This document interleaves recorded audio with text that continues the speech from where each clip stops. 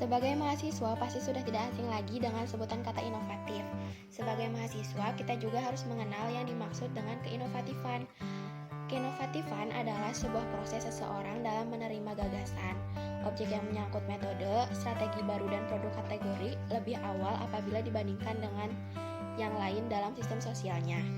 Lambat atau cepatnya dalam menerima inovasi melalui beberapa etape dan ini sangat tergantung pada individu penerima, karakteristik inovasi, dan karakteristik lainnya yang individu itu berada di dalamnya.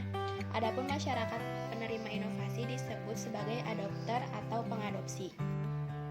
Adapun juga Rogers dan sejumlah ilmuwan komunikasi lainnya mengidentifikasi 5 kategori pengguna inovasi. Yang pertama, inovator.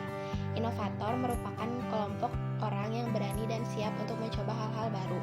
Hubungan sosial mereka cenderung lebih cepat dibanding kelompok sosial lainnya. Yang kedua adalah early adopter. Kelompok ini lebih lokal dibanding kelompok inovator. Kategori adopter seperti ini menghasilkan lebih banyak opini dibandingkan kategori lainnya, serta selalu mencari informasi tentang inovasi. Yang ketiga adalah early majority. Kategori pengadopsi seperti ini merupakan mereka yang tidak mau menjadi kelompok pertama yang mengadopsi sebuah inovasi. Sebaliknya, mereka akan berkompromi secara hati-hati sebelum membuat keputusan dalam mengadopsi inovasi, bahkan bisa dalam kurun waktu yang lama. Yang keempat adalah late majority. Kelompok yang ini lebih berhati-hati mengenai fungsi sebuah inovasi. Mereka menunggu hingga kebanyakan orang telah mencoba dan mengadopsi inovasi sebelum mereka mengambil keputusan. Yang kelima adalah laggard. Kelompok ini merupakan orang yang terakhir melakukan adopsi inovasi. Mereka bersifat lebih tradisional dan segan untuk mencoba hal-hal baru.